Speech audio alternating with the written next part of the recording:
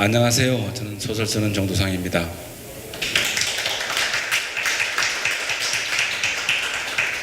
지금부터 제2회 원불교 문화예술 축제 원불교 예술을 이야기하다라는 주제로 토크쇼를 하려고 합니다. 먼저 이 자리에 참석해 주신 선생님들 한 분 한 분 소개시켜 드리겠습니다. 제 옆자리부터 하겠습니다. 김형수 시인이자 소설가이자 평론가 소개해 드리겠습니다.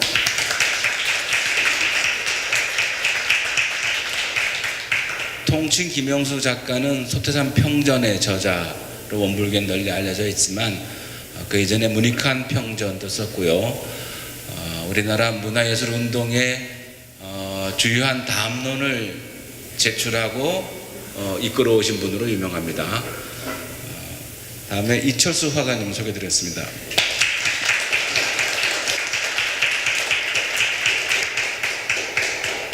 이철수 화가님은 더 이상 소개드릴 필요도 없을 정도로 바로 옆에 대종경을 선화로 이렇게 표현해 주셨죠. 그 이외에도 아주 많은 작품들이 있고 얼마 전에는 헝가리에서 전시회까지 마치고 오셨습니다. 다음으로 이윤택 연출가님 모시겠습니다. 이윤택 연출가님도 굳이 소개할 필요가 없을 정도의 우리나라 연극의 중요한 연출가이시기도 하고 또 블랙리스트 1호이시기도 한데 본인 스스로 블랙리스트 1호이기 때문에 문재인 정부로부터 혜택받지 않겠다라고 스스로 말씀하시고 부산으로 연극의 근거를 옮기시고 계십니다. 그런 점에서 매우 중요한 그 야성을 가진 지식인이 아닌가 이런 생각을 해봅니다. 마지막으로 음악하시는 원일 감독님 모시겠습니다. 주로 이제 인간의 내면에 주목하는 음악 활동들을 하시고 화엄사에서 화엄 음악제를 총 연출하고 계십니다. 우리 원불교 100년 기념식에서는 개벽기라고 하는 주제곡을 교회 한 곡을 만들어서 보여주셨는데 얼마 전에도 여기서 했는데 정말 뭐라고 말하기 어려울 정도의 높은 음악성을 가진 작품들을 만들어주고 계시고 지금도 꾸준히 현장에서 작곡 활동을 하고 계십니다. 자, 이렇게 네 분 모시고 이야기를 지금부터 시작하겠습니다. 박수 부탁드립니다.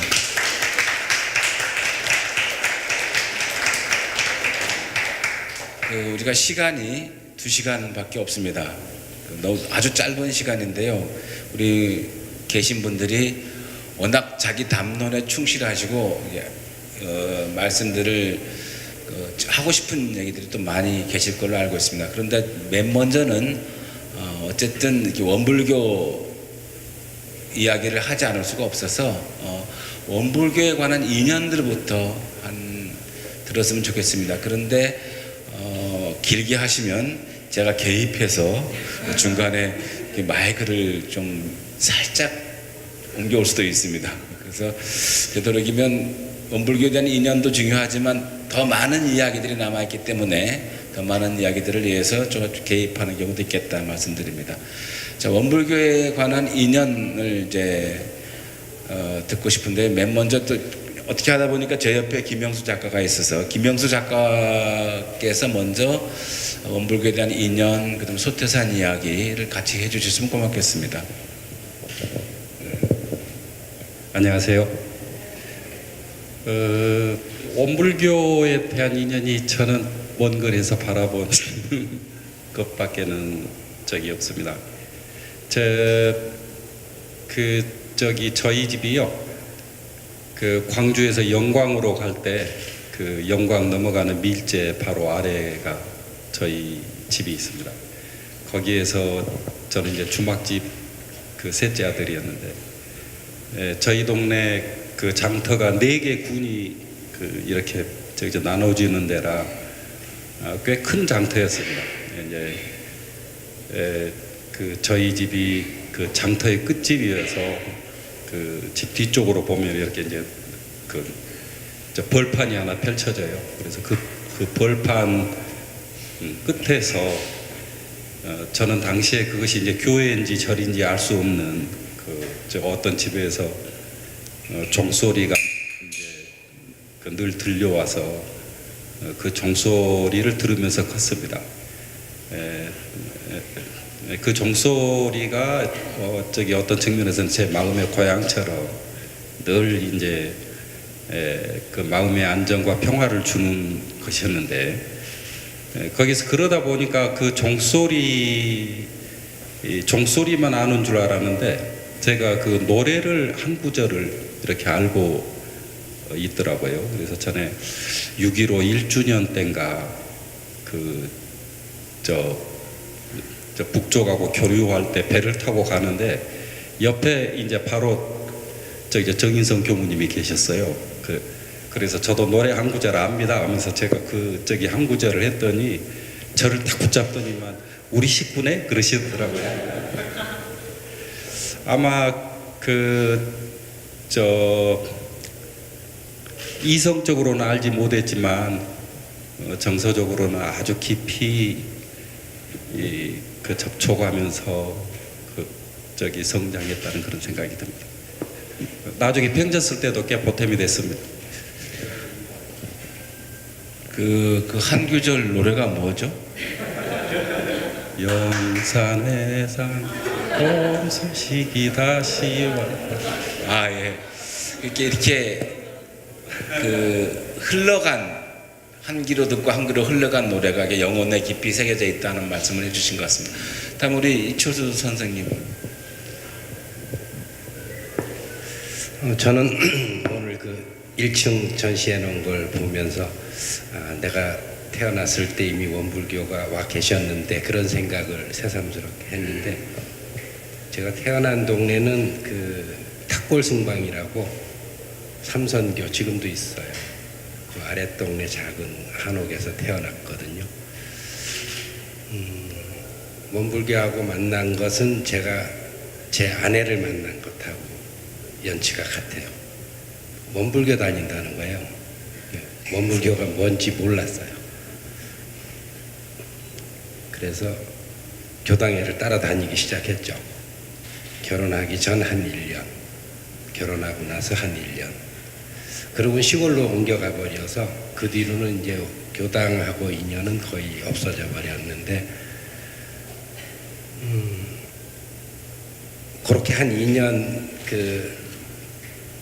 보현 선생님 심우하시던 교당을 다닌 인연으로 원불교를 조금 이해할 수 있게 됐고요. 이 그림 그려보라는 제안을 받게 된 게 본격적인 새로운 인연의 시작이었습니다. 새롭게 만난 인연이 재작년에 말씀 여러 번, 작년, 재작년 드렸던 것처럼 아주 행복했어요. 참 좋았고. 근데 벌써 또 좀 흘러간 일이 됐어요. 오늘 이 자리에 오라고 안 했으면 조금 더 희미해졌을 텐데 오니까 좀 새삼스럽네요. 우리 윤택 연출가님. 예전에 고등학교 1학년 때 지금 문헌방송의 국장으로 계시는 이상업이라고 하는 제가 고등학교 동문이 있습니다. 그 이상업 군하고 저하고는 또 경남고등학교 무례반이에요.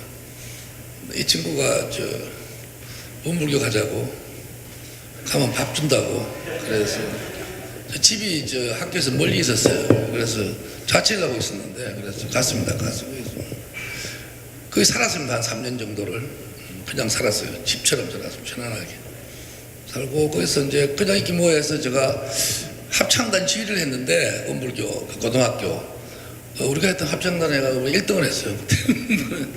그 3년 동안을 완전히 그렇게 살았습니다. 그때 교무선생님은 지성인 교무선생님인데 지금 세상 떠나시고 안 계시고, 부교무님이 지금 황영규 선생님인데 지금 계십니다.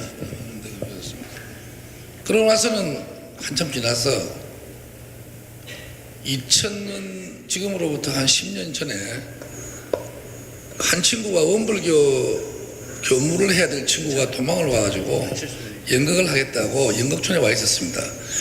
그 친구가 김일환이라는 친구인데요. 이 친구 지금 오는 방송에 있습니다. 이 친구가 도망왔어요. 그래가 그 친구가 아마 가게가 원불교 가게 같았는데 그 친구를 잡으러 온 분이 또 황림일 선생님이 잡으러 왔어요. 도망가고 그래서 거기서 한경세 모셔가지고 너가 원불교에 대한 그게 있다면 100년이 되면 원불교를 위한 연극을 하나 만들지 않겠느냐 해서 저 회의하겠다고 했는데 100년 됐는데 저한테 연락이 없더라고요. 그러니까 알고 보니까 이 원일 선생이 그 하신 그 손진책 선생이 제 선배님이에요. 내보다 훨씬 그 나이가 많으신 연극계 선배님이 하시고 저는 뭐 순서가 안 된 거예요. 그래서 이제 좀 섭섭했어요. 예? 그러면 나는 이미 100년 저 원래 내가 하는 걸로 알고 있었어. 누가 했어 그 연출을? 김동호 건강대표. 그랬구나. 그래서 아니고 나는 손재 선생이 한 걸로 알고 있었는데 그래서 내가 옆학년 연극을 내가 하기로 했는데 왜 내한테 연락이 안 올까? 또 그러고 지났어요. 지났는데 그 우연한 기회에 제가 하게 됐습니다. 하게 돼서 이번에 하면서 제가 제일 기분 좋았던 말 두 마디만 하면은 그 정법사님이 그 성 프란체스코처럼 저보고 원불교 떠난 당화가 다시 돌아왔다고 저를 보고 돌아온 원불교의 당화라고 그래서 그게 참 그 말이 저한테 기분이 좋았고요. 요즘 제가 좀 이렇게 서산하기 때문에 고아의식도 있고 그런 데다가 이제 좋았고 또 한 가지는 우리가 공연을 했을 때 익산에서 했을 때 그 청법사님이 저 안에 무대 안 나오신다 하더라고요. 안 나오신다. 제가 감히 나오시죠. 이렇게 나오셨어요. 나오셔서 청법사님이 하신 말씀이 배우들이 교역자 같았다. 이런 말씀을 듣고 제가 아주 보람을 느낍니다. 네, 이상입니다. 네, 다음에 이제 우리 100년 기념 행사에서 음악하셨던 원일 감독님. 뭐 저는 제 이름과 이 일원상을 안 말할 수가 없는데요. 제 원일이고 계속 이 얘기를 안 할 수가 없어요. 그래서 늘 평상시에 그 일원상만 보면은 그냥 너무 친근하고 마치 제 상징이랄까요? 뭐 그냥 스스럼 없이 그렇게 생각하면서 다녔었어요. 그런데 어떤 일은 운명처럼 다가온다고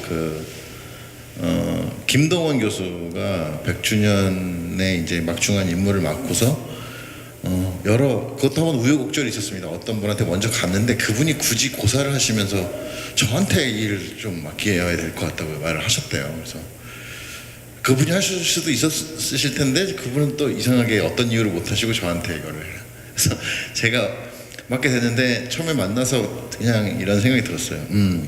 올 것이 왔군. 선생님처럼 어쩌면 그렇게 생각이 됐습니다. 그래서 제가 그 화호음악제를 12년 올해가 12회째 회째가 끝났는데 얼마 전에 거기서 하면서 그게 이제 영성음악제라는 것으로 출발해서 지금까지 해오면서 계속 그 영성이 뭐냐 뭐 이런 걸 생각하고 있었고요. 역시 음악이 아마 여러 예술 장르 중에서도 특별히 인간의 영혼에 직접적으로 호소를 하는 그런 장르다 보니까 그래서 기꺼이 저 일을 맡으면서 사실은 재밌는 일도 있었는데요. 저 개벽을 쓰기 위해서 제가 그때 만덕산에 수련원이 있는데 거기 가서 일주일 정도 있었습니다. 근데 한 4시쯤 됐는데 눈이 막 내려요. 그래서 이상하게 그때 그 소태산 종사님께서 수련하셨던 그 위에 수련원 위에 쭉 올라가면은 바위 안에 이런 성이 새겨 있고 거기서 기거하셨던데 거기까지 혼자서 이제 해가 거의 지는데 산에는 빨리 지잖아요. 그래서 계속 올라갔는데 눈이 너무 많이 내리는 거예요. 근데 어쨌든 올라가는데 계속 제 앞에 살성 발자국이 계속 찍혀 있어요.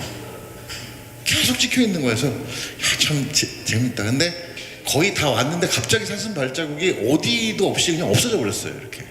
그리고는 딱 당도를 했는데 그래서 거기서 제가 이제 혼자 명상도 많이 하면서 이렇게 기이한 체험이라 할까요?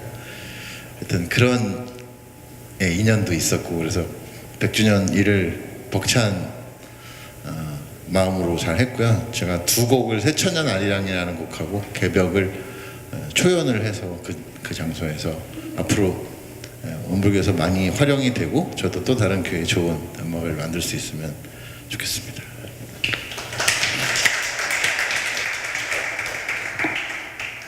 네 분이 각자 다른 인연으로 원불교하고 연을 맺었다고 생각을 합니다. 이 인연을 이제 소중하게 잘 발전을 시켜가야 되는데요.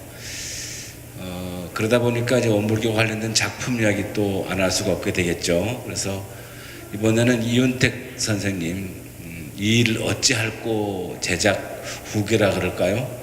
여기 좀 말씀 좀 해주시면 고맙겠습니다. 이 일을 어찌할꼬는 꽤 연극적으로 저는 큰 감동을 받으면서 봤는데요. 성극이라고 하는 게 아주 어려운 장르인데 좀 쉽게 풀어내신 것 같습니다.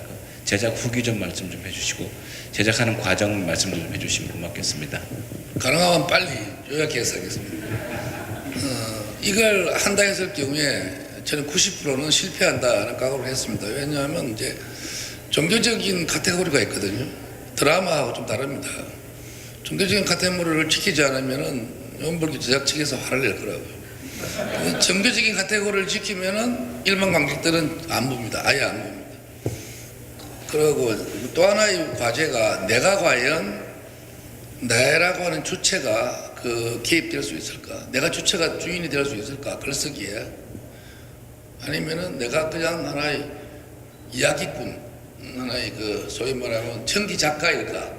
내가 천기 작가로만 존재할 것인가? 아니면은 이 천기 작가 더 감히 말한다면은 소태산 대종사의 삶을 나의 삶으로 끌어당길 수 있을 것인가? 이게 작가로서 가장 큰 성공입니다. 그런데 막연했습니다. 잘 모르고 막연 그냥 이제 운명적으로 하라면 해야지 이렇게 해서 이제 시작을 했는데 자료를 좀 읽었습니다. 읽다가 제일 먼저 내한테 감명을 준 게 김영수 작가의 소태산 평전인데요. 소태선한 성자란 말도 재밌었고 원래 제목을 내가 소태선한 성자라고 원래 했습니다. 하고 특히 이제 김영수 작가의 문체가 영광 시골 아주 거친 문체가 마음에 들었어요. 그래서 연극을 걸러봐야 되겠구나 이런 생각을 하면서 이제 슬슬 시작을 하다가 제가 사실은 제일 처음에는 김영수 작가의 전기만 토대로 해서 그냥 해야 되겠다 이런 생각을 하다가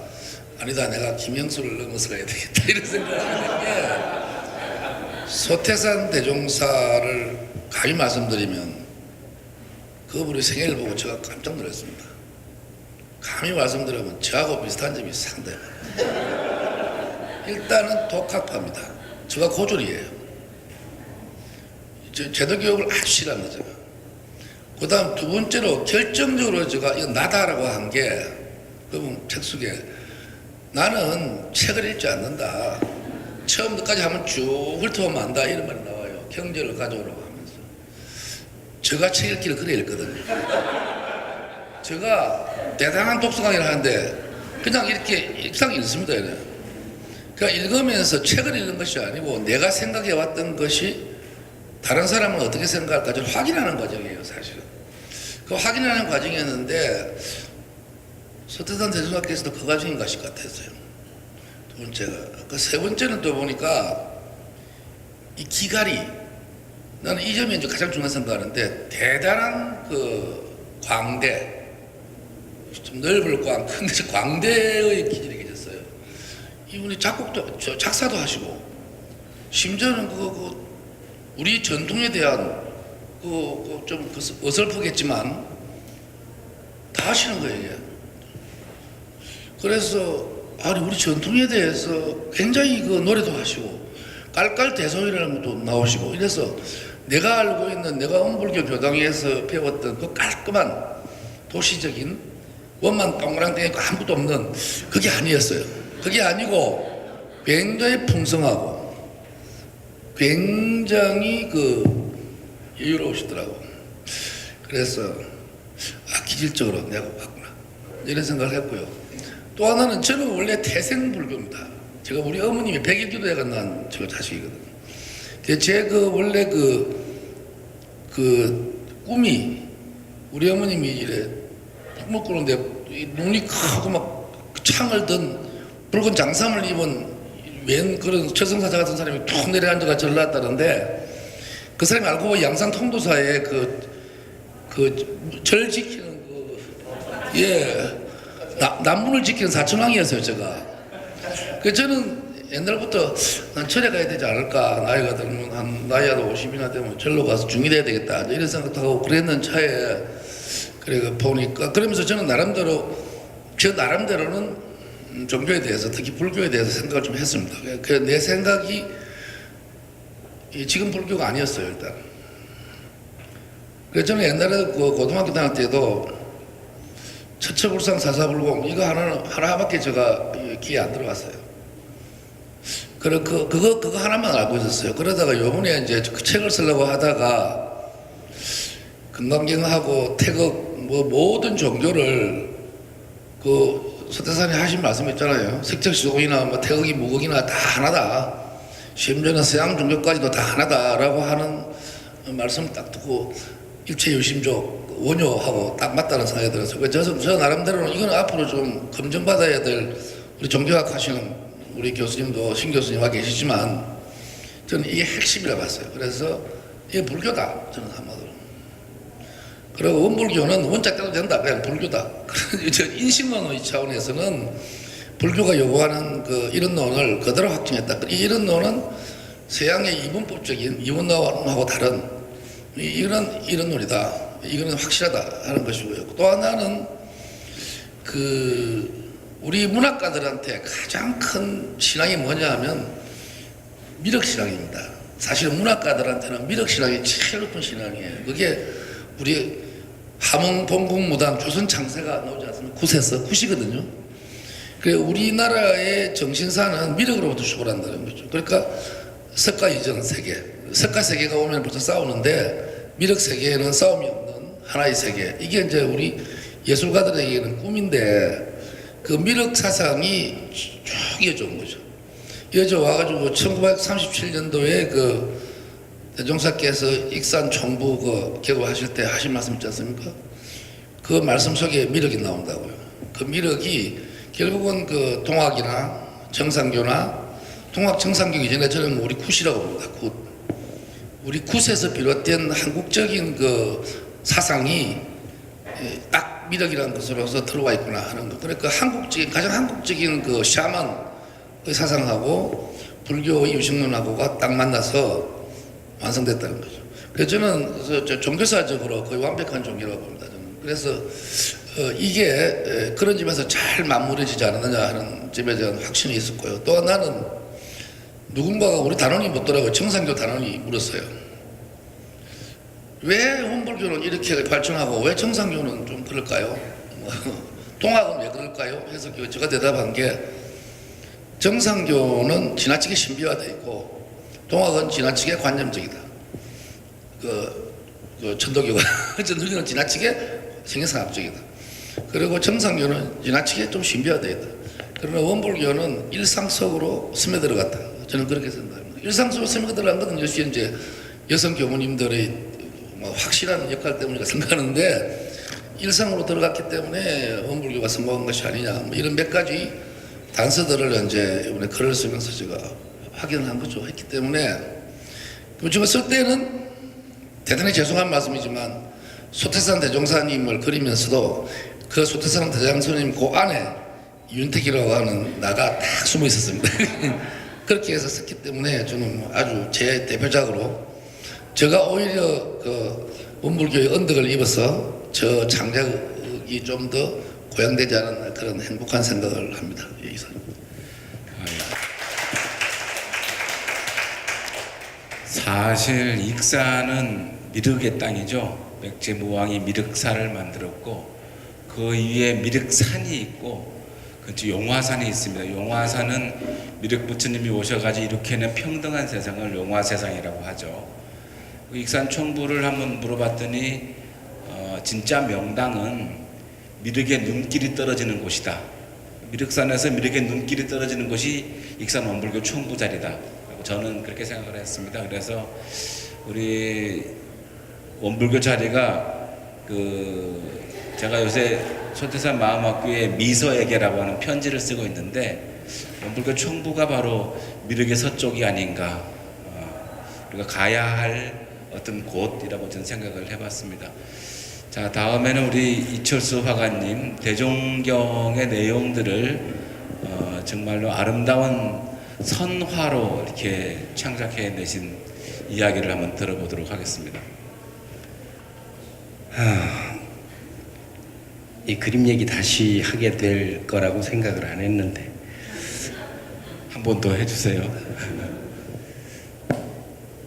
저는 그 경전을 읽으면서 내내 생활 속으로 온 지혜를 고스란히 생활 속으로 그렇게 말씀하신 거라고 느꼈어요.